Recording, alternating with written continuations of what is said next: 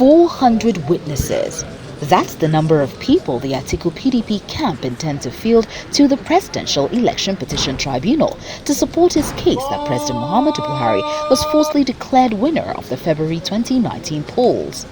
Since 4th of July 2019, one by one, these witnesses have been taking the stand to give their testimonies, followed by cross-examination by the respondents' lawyers. However, can this sea of witnesses make the desired difference Atiku is hoping to achieve as he challenges the results of the presidential polls?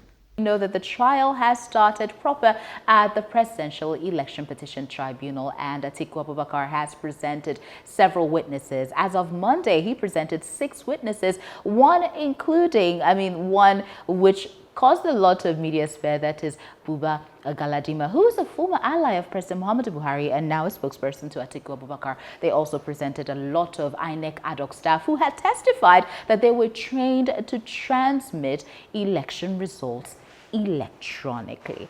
Even as he has 10 days now, today being day 5, day 6.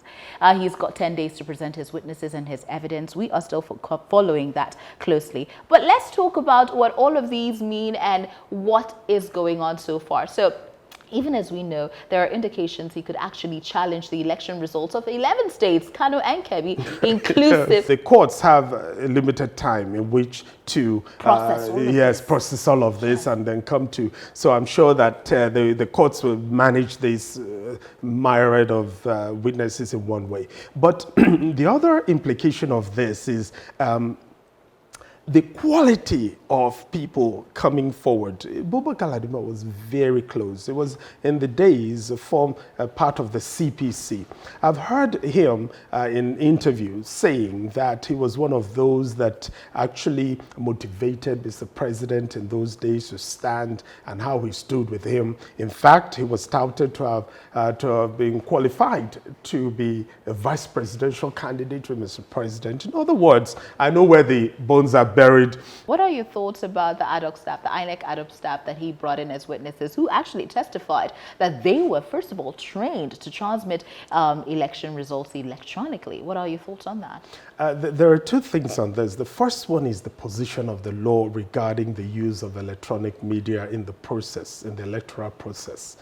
That we know Mr. President did not sign the amendment to the Electoral Act that was proposed in order to bring in electronic transfers and the use of electronic media. So on the side of the law, that is not going to really wash. Whatever they say, the court might take the view that whatever evidence you have, if it's in electronic media form, you transmitted it, but the law did not admit of that. That, I'm sorry, we're not going to have to base our decision on something that is then illegal. And let's not forget that, you know, he lost his application. The court denied his application to have access to the INEC server on the premise that they can't grant access to something they are not sure existed in the first place. But that is a controversial decision in my view. That is a legal view. But what the law is trying to get at is the truth of the matter, though within the ambit of the law.